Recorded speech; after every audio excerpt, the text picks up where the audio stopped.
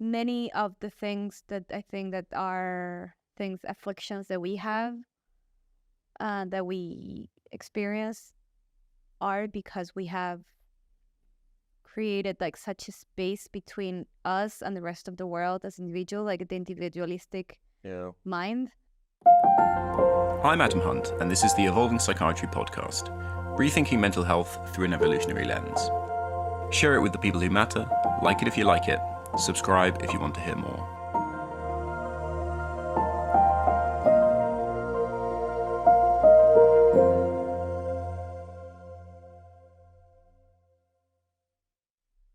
Okay, so today we are very fortunate to be with Camila Scaff, who is a cognitive scientist, developmental psychologist, turned anthropologist in our lab. I've been working with Camila for 4 years. She's been a postdoc in our group for the whole time that I've done my PhD and now postdoc here in the Human Ecology Lab in Zurich. So yeah, I've learned so much from Camila about how different life is in hunter-gatherer or traditional living communities, the Chimane. You work in Amazon.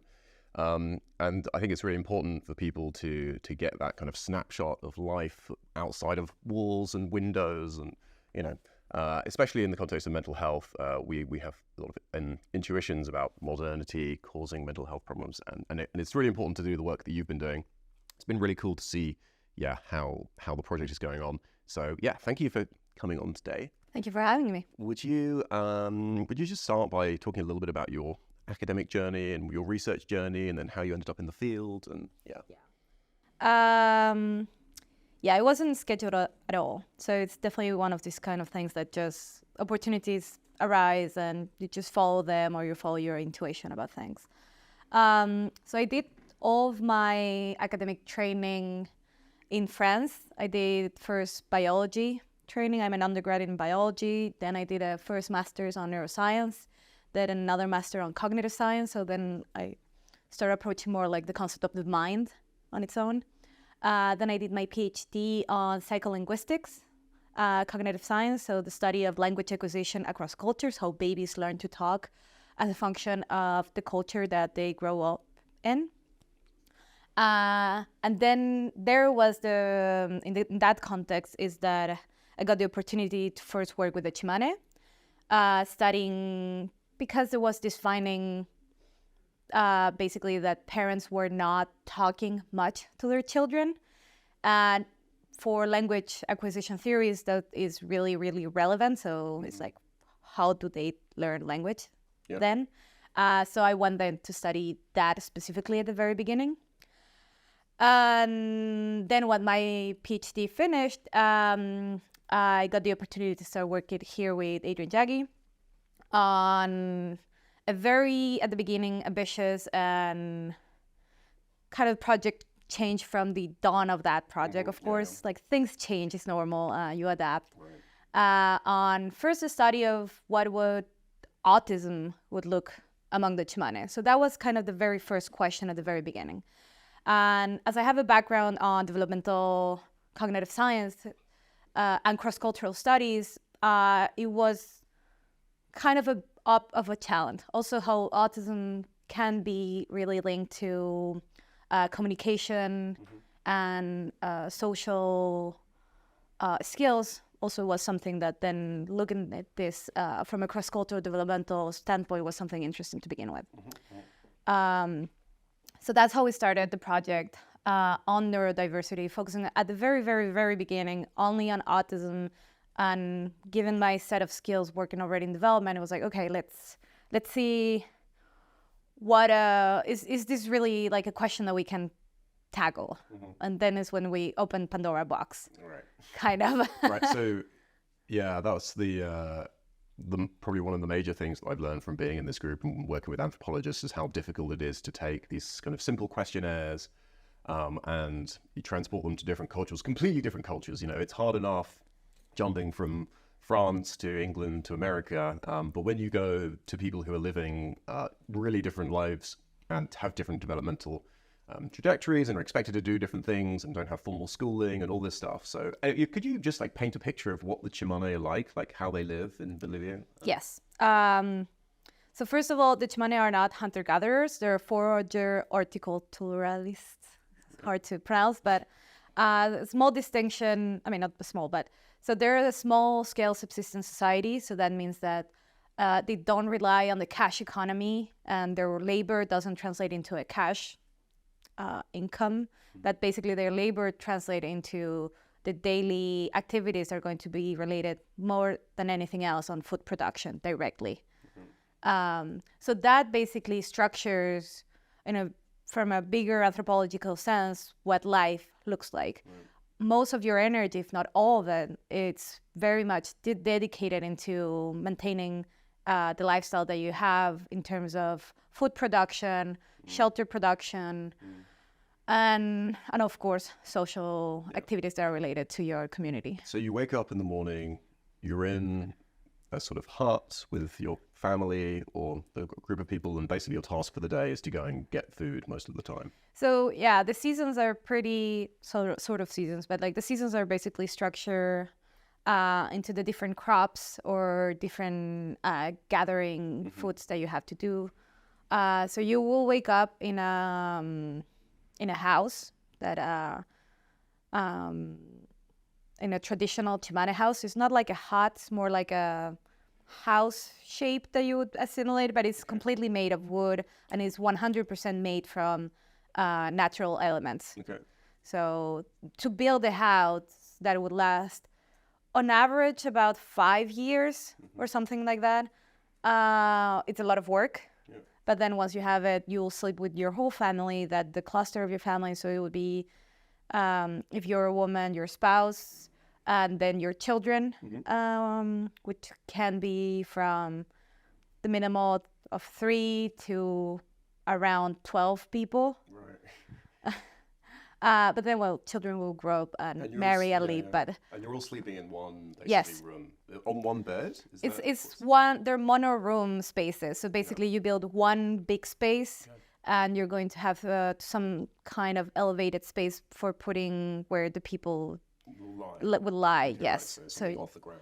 Exactly. Yeah. So it's a little bit elevated, and basically everyone sleeps together. Sometimes you can have more kind of sleep areas dedicated to more people, especially if the house is numerous, or you're going to sometimes have to build another house because then it became that's just too big. People. Yeah. But it's more often than not that people will, share the space. It's so different to having a bedroom where you're all alone and you close the door and you have... And you're isolated. Right. So something that has been really interesting related to mental health and related to how you engage with people is that I have observed in my ethnographic anthropological research here is the concept of being alone. And I think that some people, when I have talked about this, they call it a privilege. The privilege of being alone. In the Chimane, they call it a privilege. No. No, okay, right. No, here is like, I think that we value that. Right. It's I don't know where it comes from. Yeah. So that would be interesting research, historical research, to do anthropological. Strange, right? So where it comes from this drive, necessity, want, need. I don't know where exactly it is, but being alone and consider that a luxury. I don't think that the Chimane don't consider something that could be valuable to be alone, but in reality, it's something that will happen not very often. Right. And this is partly because of the ecology, the environment in which they live. So to begin with, yes, this concept of having a room of your own is rare. It's only when you're going to be really... be attaining old age and your family has kind of grow and move on to create their own houses, your spouse died or something, that you're going to face yourself to be alone in your house, I think, sleeping alone for your first time. But more often than not, basically, grandparents are going to just also share the household, or they're going to have a house built right next to the cluster of one of their offsprings. So that's more often than not what it will happen. So loneliness as a concept, or as more than a concept, I would say, as an experience, is rare. As an environment. It's weird because we talk so much about like stress factors and environmental factors which cause mental health problems as being, trauma, and there's so many different aspects of life that we kind of think are maybe causing mental health problems. But this idea of loneliness and being in your own head, and I'm just thinking a lot about like the positive feedback loops that happen with people who are anxious or OCD, and you start having a worry, and then you're just alone, and you kind of catastrophize it, and you keep thinking about it, and then you change your behavior because you're worried that everyone hates you, or that you smell, or that you're not cleaning enough, or whatever. And it seems like loneliness is sort of, it's like a background kind of thing that allows that to happen, where if you were around people all the time, you'd have this kind of feedback that, oh no, I don't need to keep cleaning, or people would say, oh no, you've washed that enough already, right, or something like that. I mean, there just seems like so many thoughts and behaviors can just run away when you're by yourself. Also, having the time to have those thoughts of yourself, like in order to them to, like, these predatory thoughts of like, in order to emerge, you have to be on your head, you have to be alone, but also you are engaging in so many activities, even if they don't involve talking. So you could be doing an activity that is just shared labor, gathering some kind of food, building the house, weaving some basket, for instance, cooking, being around with kids. But you are around people, so and I think that in a very large, kind of more like big scope type of bird eye view of what would also be happening, is that also there is something that is associated with being alone. It's also very dangerous. So the environment, I'm talking in particular, so it would apply differently to the different ecologies and environments in which people are living, right? Yeah, sure. But this also applies to urban settings. In certain urban settings, walking alone somewhere is dangerous. So in this case, because it is the Amazon, because it's the rainforest, being alone, and also because of being so far away from first medical aid, if an accident happened to you and there's no one around you, it can be mortal, right? And so on with, for instance, the night. Walking alone at night is something that, talking with people during this research, is something that is kind of a red flag behavior to begin with.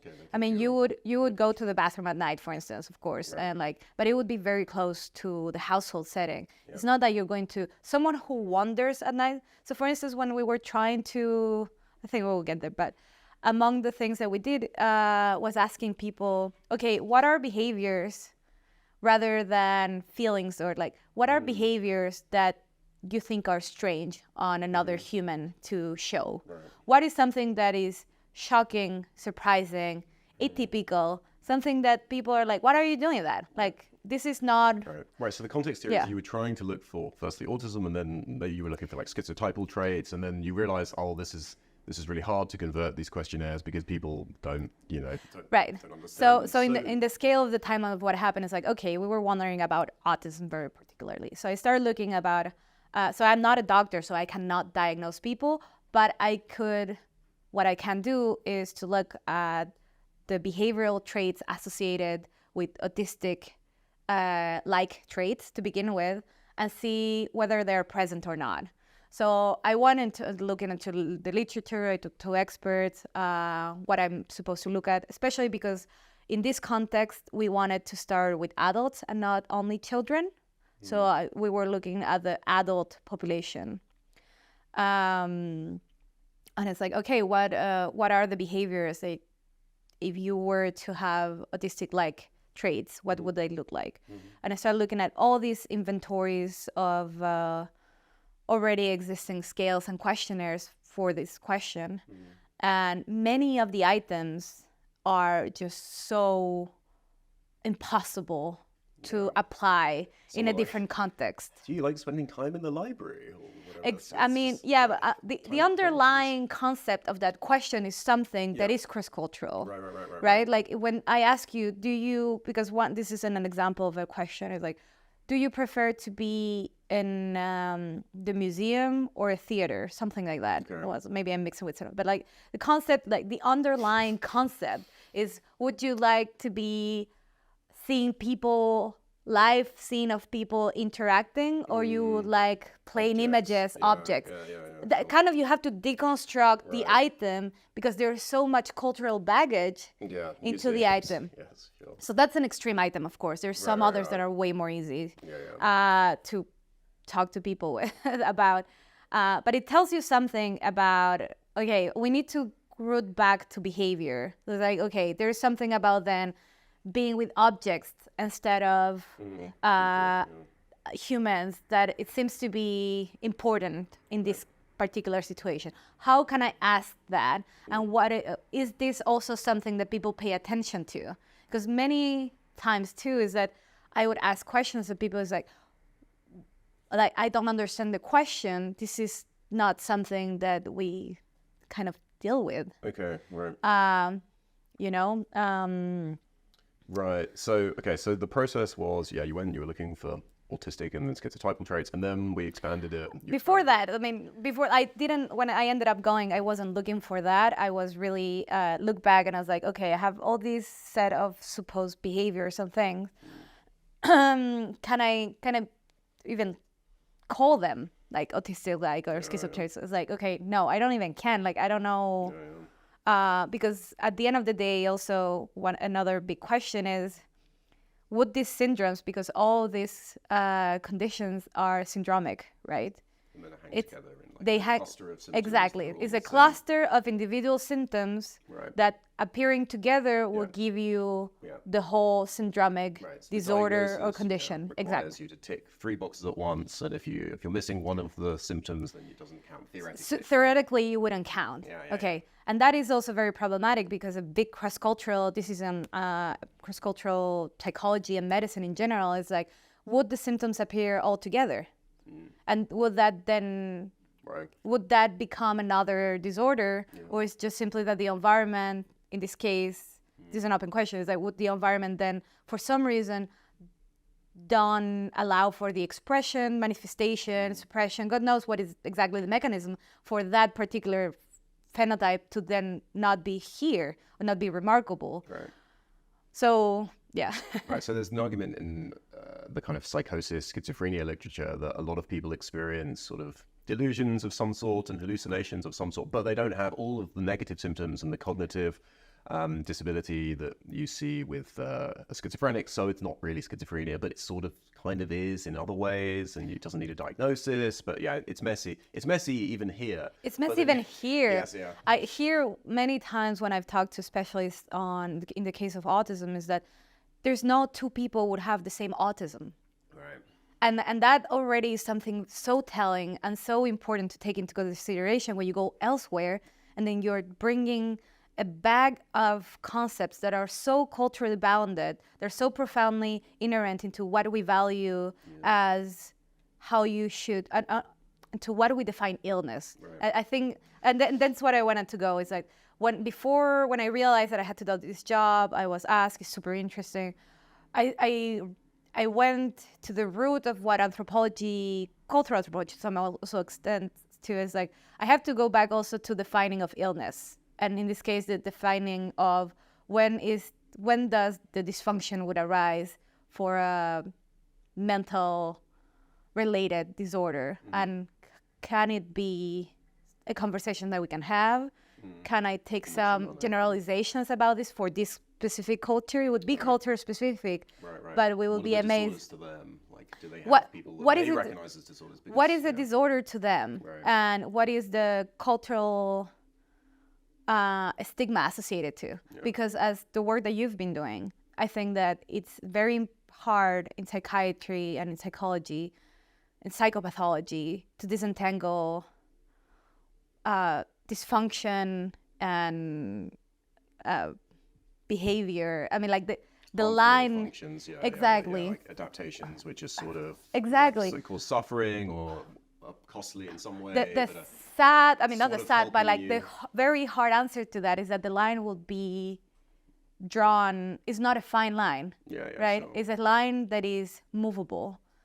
And I think that's a lot of what we can gain with this work, is to see that to what extent the line is, we can move this line of illness and dysfunction to something that doesn't have a stigma, doesn't have a repercussion in the life of the person in order to be a successful member of the society that they belong to. And then are you allowed to talk about dysfunction in this case at all? Even if that same behavior in another context would apply. So here you cannot take people in a vacuum, basically. You cannot take these symptoms, these traits, these behaviors, these dysfunctions, these feelings in a vacuum. And that, I think, is one of the most important things that anthropology has to bring to the table, and in which how the environment really is going to have a big way into how we ended up, like the phenomenology of the experience that we're having. Right. So the kind of idea, the hope was, we go to the Chimane, you find people who are sort of looking, oh, this is kind of autism, this is kind of ADHD, this is kind of schizophrenia, but they're acting very differently. They're kind of, you don't have all of the same symptoms. They're more integrated. People don't really care. What we did is really we wanted to explode the concept of a single. Also, there's so much comorbidity, right, to begin with, among many of these conditions. So we really wanted to explode the concept of syndromes and to take them as a holistic, real thing. And we really went to look for the individual behaviors that are associated with. And for each of these behaviors, ask the question, does this happen? What does it look like? What people think about it? Do you even notice? Do you even notice? Is this a thing? I mean, something like ADHD, we didn't really notice, and for the last, apart from the last 50 or so years. And then you look at autism recently, and there's stats that the autism rates are going up by 800% in 10 years. But actually, what we're doing is we're just kind of noticing individual differences in a different way, and we're kind of diagnosing them under these labels. So what did you find? Have you got any? So for instance, in the case of what, so again, I would not talk about ADHD, I would not talk about autism as individual things, but I would talk about traits that are associated with them. More often than not, for ADHD, basically you're going to have hyperactivity of some kind be shown in your behavior that you can track down, right? So I would ask, and mostly it's really easy in the Western weird, like Western industrial, the acronym, context. Western educated, industrialized, rich, and democratic. Exactly. So the acronym for weird. Yes. Weird people. It would be very associated. It would be very salient in the school context, right? So that's more often than not that a teacher would be asked to fill up a questionnaire, or would be contacted by the parents. It's like, how is my child behaving in the class? It's like, there's a problem with stillness. There's a problem with attention. There is a problem. Exactly.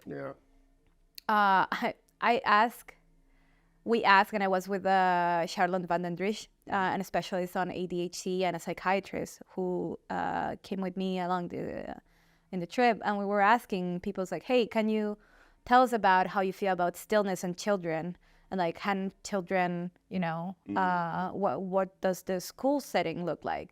And the sole concept of just children being still actually was more weird than not. Yes. Like and funny, not funny, but like interesting enough, the children who were described as being more still to some extent, this is from ethnographic focus group conversations, really, like, so parents talking about it, and some of the teachers are the ones who would be flagged as something else might be happening. So either they're excluded socially, so they will stay inside of the classroom when it's time to go for recess, or like things like, so the stillness actually, in this case, flag something. Interesting. So it's very interesting because basically none of the children stay still in this classroom, because also even in the classroom, right? Okay. I mean, they pay attention, and they will be, but it needs to be a little bit more active, the span of just having the the class also lasts way shorter, but this is also related to how school is imparted in rural places in Bolivia. That is a whole subject to begin with about how is that done. And but the school day doesn't last very long to begin with. And even if in this short span, it's not expected of children to just be still there. Right, yeah. Even if it would be appreciated by the teachers, I think, like the teachers would love it. But children are just running around, not just, but like they're running around in this environment and being very physical.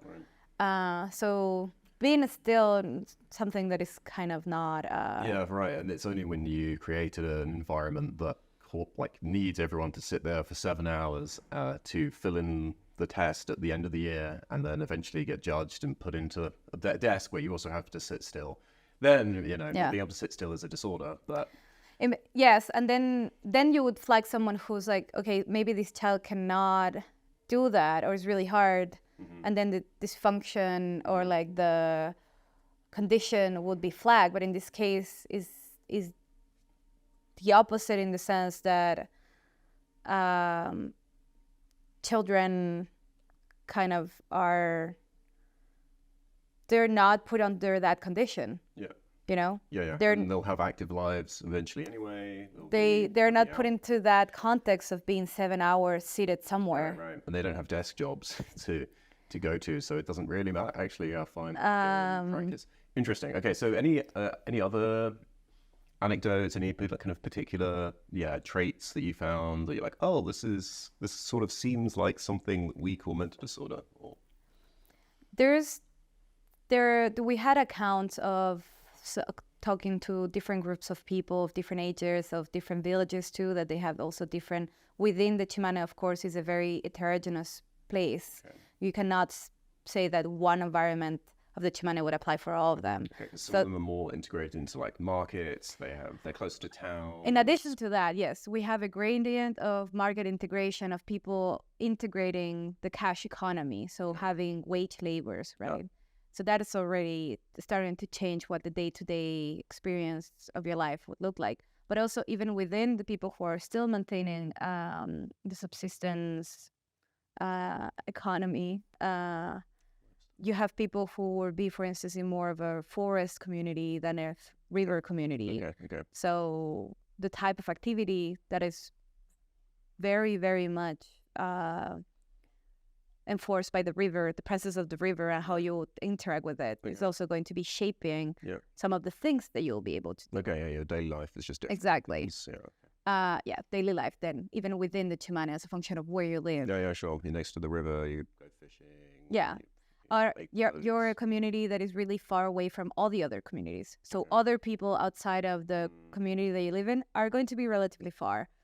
Or there are some neighboring communities, which is really, so it's like towns that are isolated, or like to be something like similar. It's like how well integrated into the bigger path also your city is. Like if your city is very badly connected to other cities, maybe you're going to stay more in your city.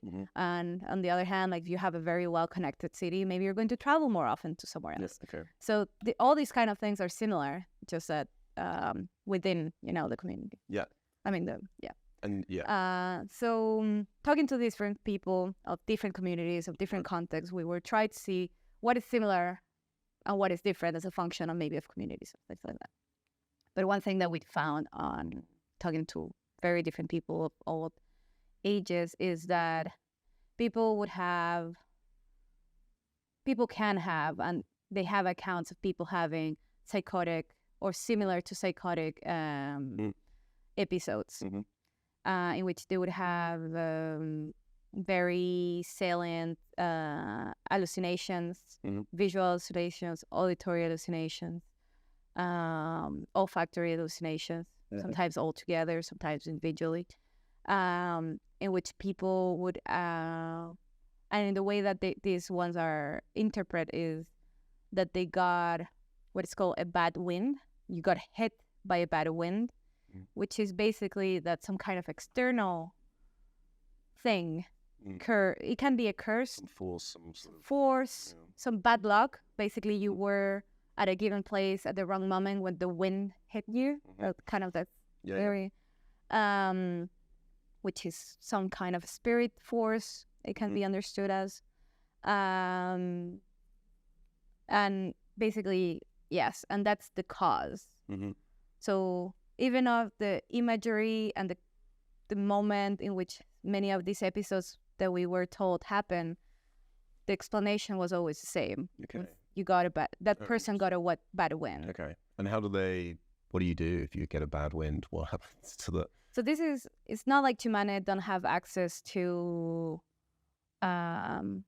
Western medicine. So they're more and more exposed to Western medicine. So if you're going to have any kind of bleeding injury or something that will be very clearly physiological, you're going to try to reach a doctor more often than not.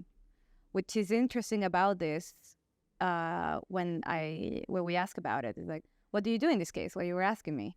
And this is what everyone said, like, this is the thing that Western medicine cannot do anything about.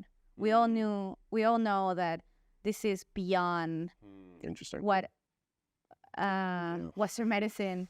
We don't bother going to the Western We don't bother. No. Antibiotics, whatever. No, also, yeah, exactly. Interesting. So then it's when you will go back to traditional medicine. Okay. This is almost exclusively the reason, the argument is like, okay, why would you go see traditional healer? And they'll be like, when Western medicine doesn't have an answer. Yeah, sure. Which I think is very interesting. Which it was a great way also of getting some of these accounts. It's like, when have you ever visited a traditional healer? And we had all these different experiences and accounts. So that was a really good question and probe of people. Is like, when did you do this? It's like, oh, when you were feeling X, Y, and Z, you know. Yeah. Or you were seeing it. Yeah. So there goes the healer, and then the healer, then there was the treatment that this person would get would vary tremendously as a function of healer. Okay. So then we had a bunch of different accounts of what would happen. Then more often than not, basically there's some kind of ritual that the person has to go through with the traditional healer, and more often than not, then the episodes don't occur again. Okay. So it would be more often than not isolated cases. Interesting. That recurrent ones. However, we do have cases, or we do have accounts of people who have multiple episodes in a short span of time that are recurrent twice, thrice a year. Okay. In which, people would have to keep coming back. Yep. Or even one very particular case that we had an interview with a young woman. She just lived with it. She lived with the healer? No, she just lived with the episodes. Oh, right, okay, yeah. Like, she would have sometimes very violent images of accounts, that she'd share with us. And at some point, she recognized them as not being reality, that she knows that she can be on this. She knows that this can happen to her. Other people around her know this too. And they kind of live with it. Okay. And what's she doing? She's a very active member of her community. She participates in a lot of community meetings. She's a decision maker for her village person. Even though she's young, but she's very well versed and kind of, she had the chance to have really good Fortimana education. Okay. So she's just living with it, and you wouldn't know going around. You wouldn't know from if I would have not asked very specifically. Yeah. Then you're just surprised. You're like, wait, what? Yes. Yeah. No. Yeah. What that was, we were having like a whole other conversation about, like just life. Also part of the conversations that we tried to have with the people during these focus groups, so where we were, as I said, we really start from the very beginning of like, okay, what would you call something atypical, dysfunction, something that bothers you, something that you notice. So on these conversations, we try to have as much as we can, like casual conversations, more than like, please tell me everything that hurts you. Yes, here's a checklist. We really tried to see where the conversation took us. And I had a set of prompts of things that I really wanted to try to see and probe. But like I tried to make the conversation as fluid as we could. So we were talking, about like, I don't know how you spend your day and stuff like that. And And then it's like, yeah, like there is a word for hallucination. So that was really, really handy. So but like it really, a lot of the work is going to be determined also with what people have words for, concepts. And it's really important for you to understand the local concepts and how they're different. And in different cultural settings, I think it's something that is really easy to miss if you don't ask very precise. It's like, oh, actually, we do have a word for this. And it's like, okay, can you explain that to me? And then you cross-check. It's okay, what does this word mean to you? What does this mean to you? And for almost all of the psychotic episodes that we had people telling us about, it was with this word. It's like, hey, have you ever experienced this? And interestingly, you have to make the distinction from having an hallucination that is triggered by high fever, because this would happen very often, which people would have extremely high fevers and they'll have delirious fevers and dreams. But because it's the same word, you have to make it's the same word. You have to make the distinctions, like not caused by high fever. And then people know exactly what you're talking about. I'd be like, oh, okay, no, I've never have had that, but I know someone who did. And like, that's how you get it. So talking about this, I was like, hey, have you ever, experienced this? And she was, no, not really. It's like, okay, so you have never, like as a follow-up, okay, so have you known someone who then has? And then she gave me an example. I was like, okay, so have you, and then she was like, wait a minute. Actually, there is this little girl, for instance, that I see, that I know that no one else sees, that she's just so used to it. She's like, actually, yes, that's applying. I was like, okay, can you tell me more about it? And then that opened, and which she's having recurrent visions and images. Interesting. Happening. So you just don't. So only once it got really bad, and her family took her to the hospital. And they gave her ibuprofen. Okay. I mean, it was, yes. So, interesting. Wow. So people clearly didn't know. I mean, like Western medicine or whatever the hospital here in this case would do was absolutely irrelevant. Yeah, fair enough. So, okay, cool. Any more? Yeah, like autism. I don't know. It's so hard to find these things, but yeah, any more examples? I mean, you were talking the other day. We were talking about people's differences in how they cut their fields and like how orderly they are. That's really interesting. So for autism is, but also for all the conditions, is really hard. Hallucinations are so easy to recognize. So obvious for other people. I mean, Western medicine was basically born out of bipolar versus schizophrenia and being like, oh, so that's a really easy thing to kind of ask about. When you want to talk about autistic-like behavior, it becomes way more complicated. Yeah, sure. Because the nuance. Yeah, subtle things. Like picking up social cues. We have accounts of social phobia, or like things that would look like social phobia. Yeah. We have accounts of, and this is very interesting, and this is very important also for people to know, is that the people who are would show some of these extreme phenotypes or extreme behaviors will not come talk to me. Yeah, sure. I'm a stranger. I come from abroad. I am a visitor in a guest somewhere.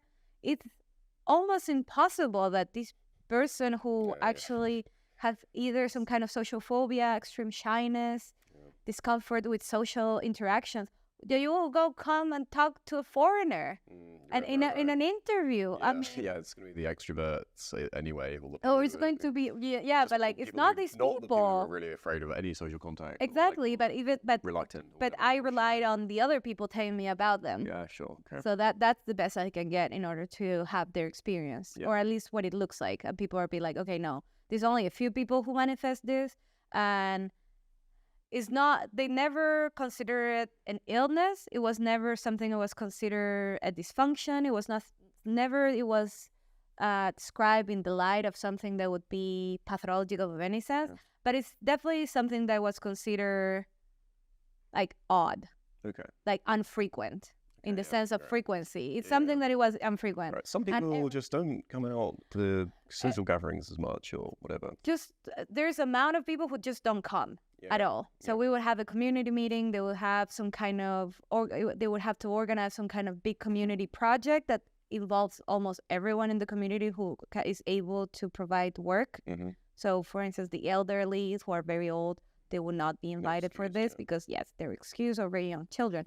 But kind of everyone in the middle then is supposed to participate. Okay. And there's this kind of people who's like, no, they just simply don't come.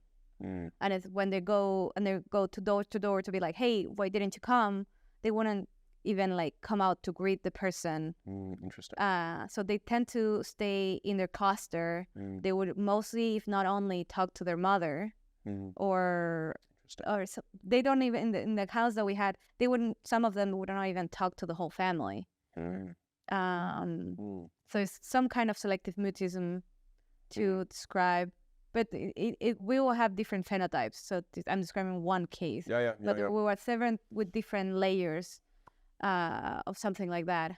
And we have one account of someone who was from another community that I didn't even visit it, but they were like, there is this guy in this community that lives alone, which is already something that is being flagged. As I said about this concept of loneliness at the very beginning, is to live alone and be a young man or a young woman, it's also something that is odd. Is rare to just live by yourself. So this person lived by himself, and every time that someone would come to visit, but not even a foreigner or something, like someone from the village, the same village that he lives in, he just runs. So he sees someone approaching and he runs and he hides. So he doesn't want to be with other people. I mean, that's the conclusion. Is that the conclusion that people had was this person doesn't want to interact with someone else. But he's not. But we was and they were also like, as long as he wasn't dangerous, he's not threatening everyone. He's not stealing. He's not. He's just on his own. Just let him be. What is the problem? Right. Like, where is here? Like, it's like, well. Let people live and let live. We don't need to. Kind of. I mean, some other people would be more judgmental and be like, he should be, and judgmental in terms of the community and the workworkforce. Right, it's like you should be contributing to the community. And then people, you have like bad blood with that. Right. But it doesn't come from, like it's like you're not sharing your labor. Why? Yeah. And and the example of the like the differences in how people treat their crops, and like some people like it really being orderly, and there's just like seems so here we fall into way more nuanced type of traits that can fall into maybe more slightly perfectionist, maybe a bit OCD, maybe a bit highly conscientious. It wouldn't be something that we would maybe call a disorder, but it's just interesting that these differences. I mean, it will fall in some of the questionnaires of these different syndromes, right? But like I tried to look at it as a very specific thing. It's like, okay, so for instance, I was like, where do you see a difference? So this was a conversation that we had with people. It's like, how can you see difference among people? So trying to see individual differences on behavior of someone who would be like extremely focused. So in terms of attention, for instance, it's like, and going through conversations and probing different things, and also seeing how day life is spent, I realized that there was a few things that were really good prompts for this, and we noticed there was like extreme differences among people. So I was telling you about the people who would be in a river community. In a river community, it's very hard to get by if you don't have a canoe. So it is expected that men will build canoes. And it's a skill that you will learn since you're a very young child until adulthood, and you would need, and also it's a cooperative task. It's very rarely that you can build a canoe on your own. You'll need like 2, 3, 4, 5 men to help in this task. Okay. But this is an interesting one. So, okay, you build a canoe, which is a very big project to start, and it will take you some time. And I was like, okay, how fast can you build a canoe? And there's some people who were very straight to me and told me, since I start to the finish is only 2 weeks, because if I start something, I have to finish it immediately. So we had this behavior that was described. Sounds like very like hardworking, conscientious people, just like. But like it's like, and it's like, do you do something else? Like, no, this is the only thing that I do for straight 2 weeks. And that's kind of the minimal physical reality time that you like, and realistic, like you cannot do it in less than like 2 weeks. Every hour, every day. Exactly. It's like really like, it's really like a huge, massive work. So real. And it's like, no, this is the only thing that I do. Yeah. Okay. And other people, and it's like, do you always finish it? It's like, of course I always finish it. Like, what a stupid question you're asking me. You know, like that was the attitude. It's like, it's like, how dare you? And that was literally the attitude. It's like, okay, thank you. I'm sorry. I didn't mean to. Not insulting your canoe building skills and dedication. Other men, it's like, hey, okay, same question. Okay, how long it would take you? It's like, I don't know, like a year and a half. And like. And then I was like, but wouldn't the wood rotten? I was like, yeah, sometimes. And I was like, what happens if the wood rottens? Like, I have to start over. I just leave it there, let it go. So here we have something like a very interesting continuous of the same behavior on different people, and which someone basically is like, can you finish what you start? It's kind of the underlying thing. And it's like, some people is like, what a stupid question. Of course I can. Like, this is upsetting even that you're asking me. And the other one's like, who cares? I mean, I tried. I had other things to do, you know. Like, life happens. I was lazy. I wasn't feeling it. Yeah. And it's the sort of thing that if you were trying to make a questionnaire to diagnose a mental disorder in the Chimane, then you would ask, like, so how do you do with building canoes? Exactly. Like we do with whatever. It became like a very interesting, like individual trait that people, but in this case also very interestingly, and this is also applied to a bigger problem about differences here in the question. It's like, this is only valid for a river man. Right? Like, it has to be a man and it has to be a river man. Like, if I ask this question in a forest community, people, the first answer is like, I don't build canoes. You know? But then, interestingly enough, the same this is where it becomes interesting. The same people that have this trait about the canoe being like, I have to finish it in 2 weeks, it applies to building a house. But now building a house has to be done by every Chimane, right? Everyone needs a house. Like, there's no Chimane who doesn't have a house. The only cases that we have now is the people who are moving to cities, and then they have like cities built houses, and that's a whole other thing. But like, the people we're mostly interviewing is the people who still live in the Amazon rainforest. Right. They need a house. Right. So everyone needs a house. So someone needs to build that house, right? And then we have we noticed that there was consistency on that trait for the people who would say, I have to build my canoe in 2 weeks. And it's like, how long would you take to build a house? The same thing. It's like, if I start my house, I finish it immediately. Like, it would take me, I don't remember now by heart how long it would take to build a house. Also, it depends how many people will come to help you.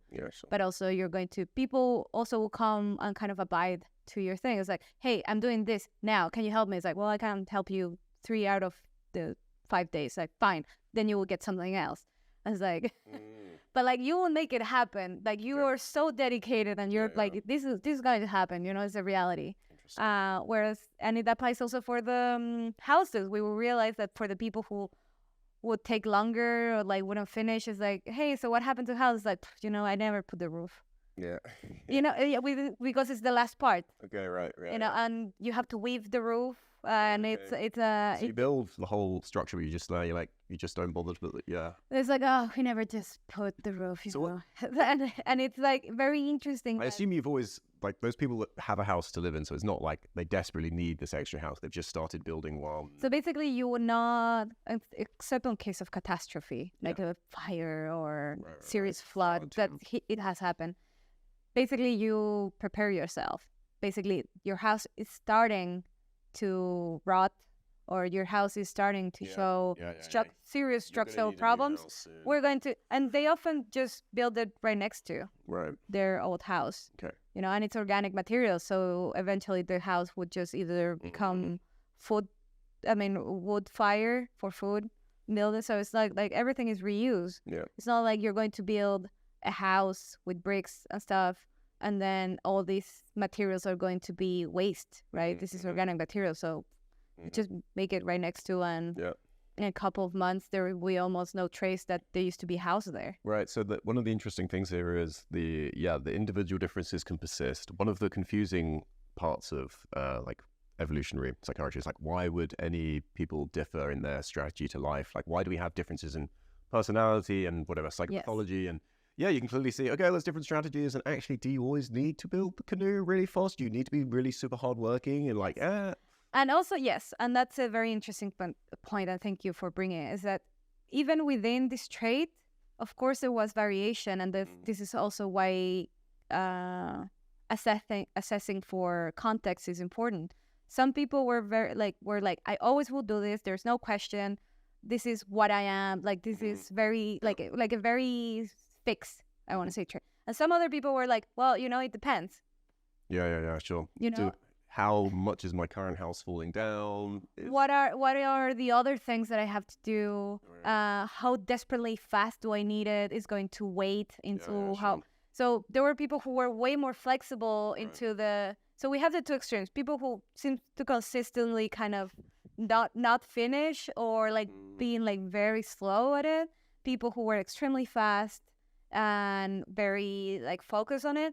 And the majority of people who were somewhere in between as a function of context. Yeah. Right?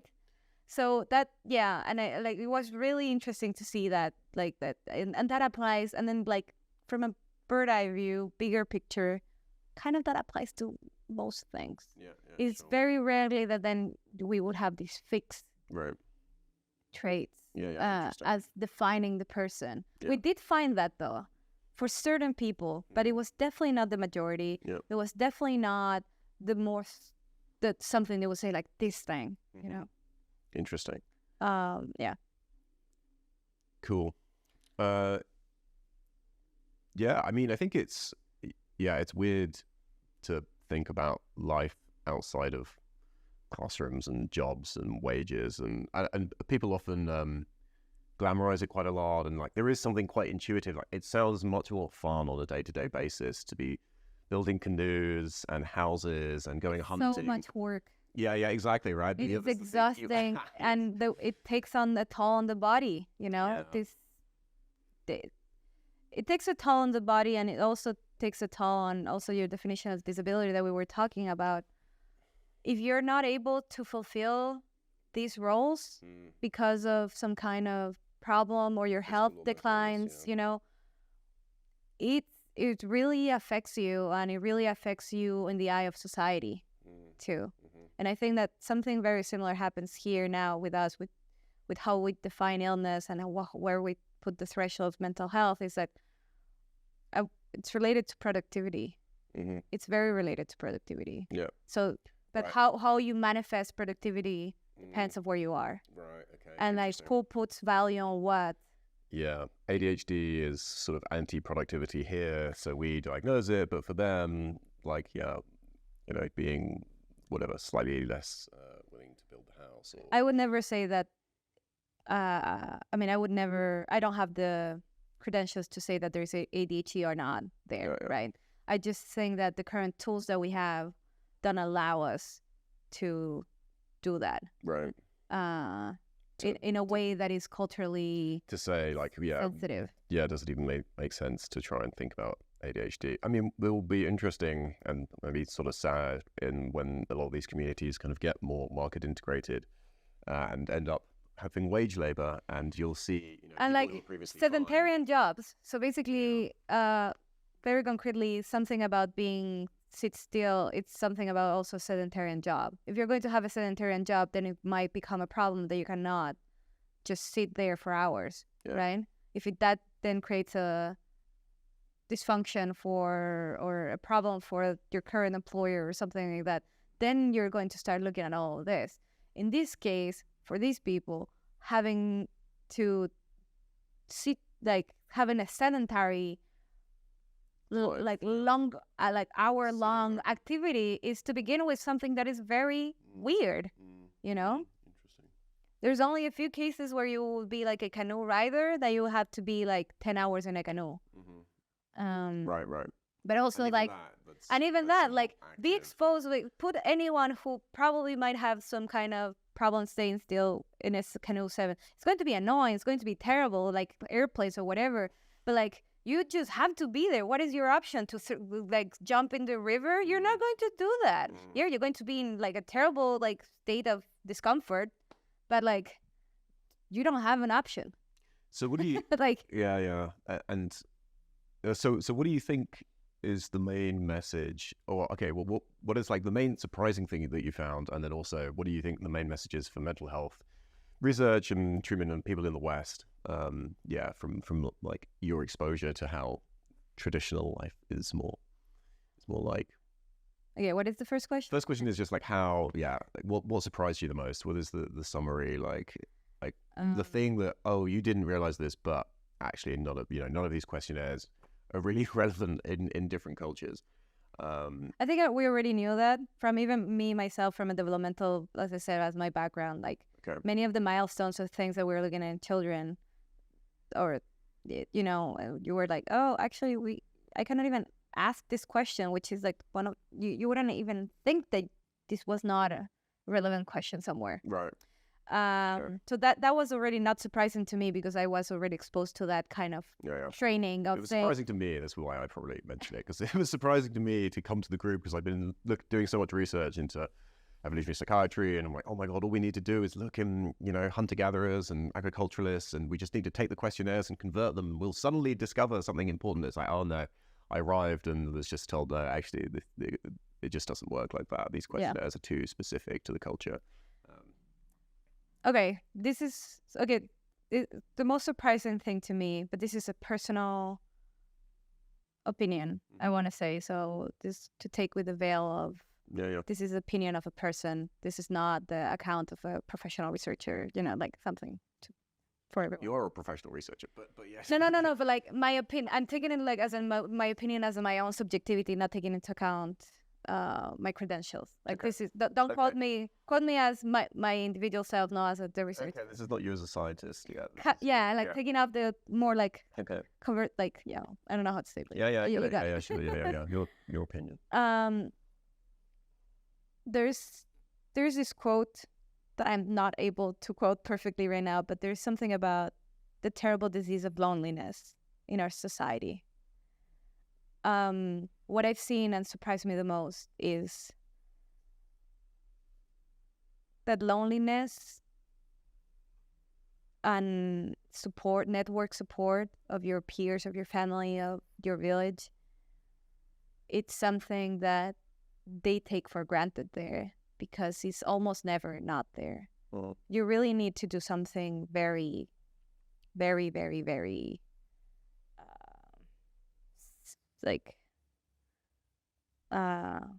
it's almost never that you're going to be ostracized. Right. Okay. So so they take it for granted. So many of the things that I think that are afflictions that we have that we experience are because we have created like such a space between us and the rest of the world as individual, like the individualistic mind has isolated us, even though like you probably live in a building with 500 other people. Yeah, you just don't know anyone. But you just know anyone. It's crazy, right? Here everyone by name, which creates other problems, small town, big hell kind of saying type of thing.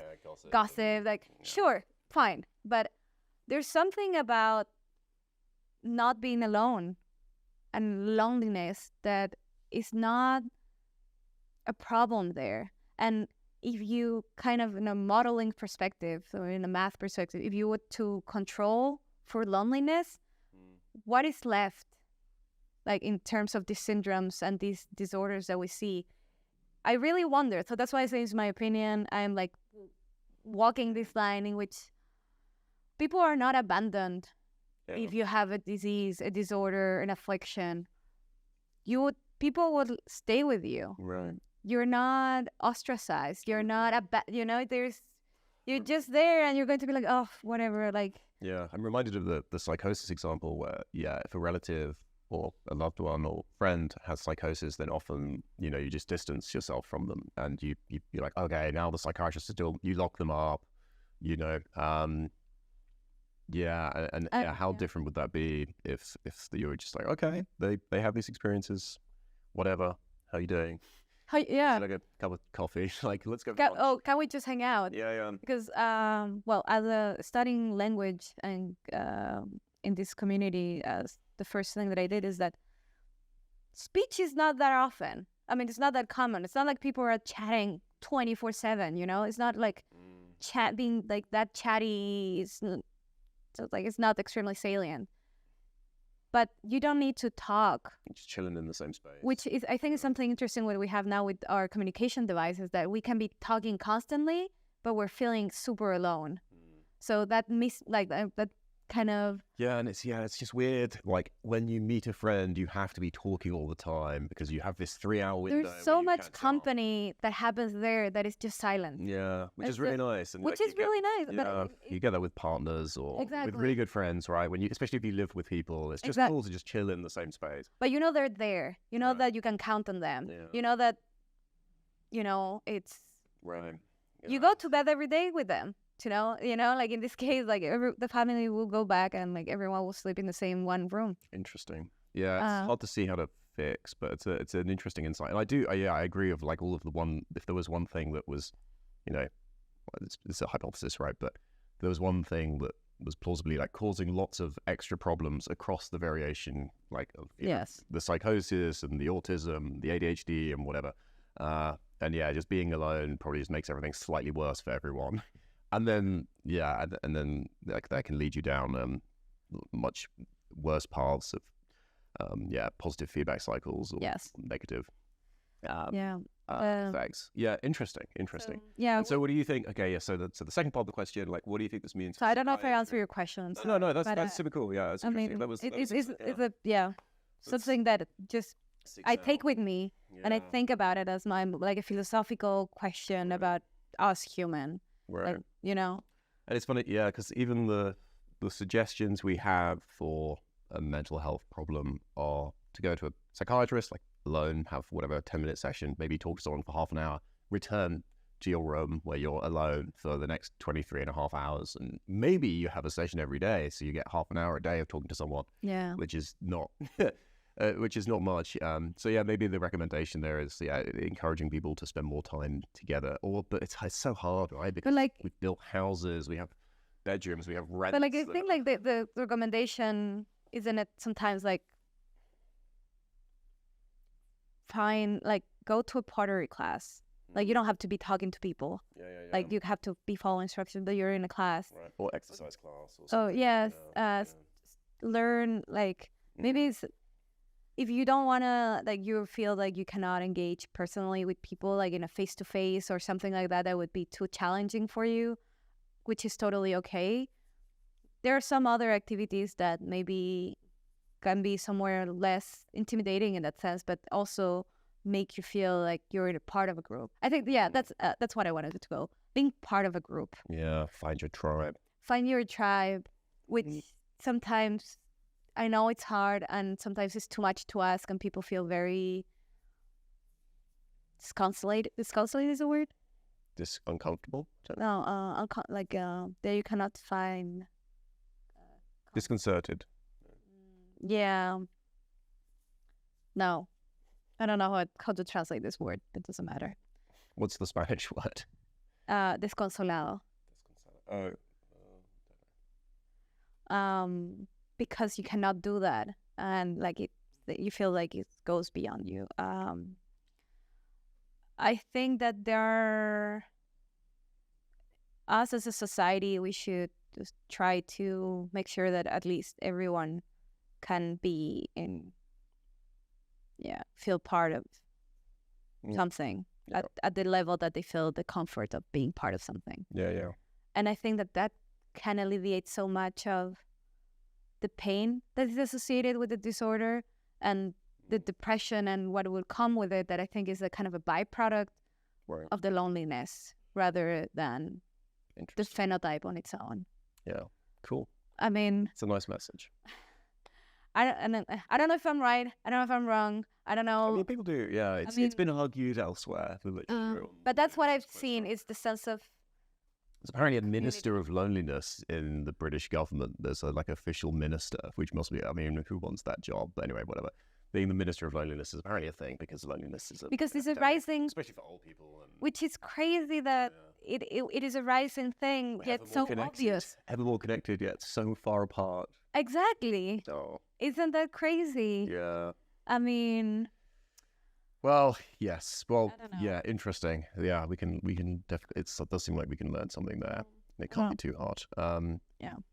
Well, yeah, I just want to say I'm really excited for your work. I know we're getting some really cool findings now. You spend years developing questionnaires, and it's really hard to do this. For academics, this is a terrible strategy. Yeah. It's too slow, takes so much work. You have to be so... Like for a person who's an early career researcher, don't do this. Yeah.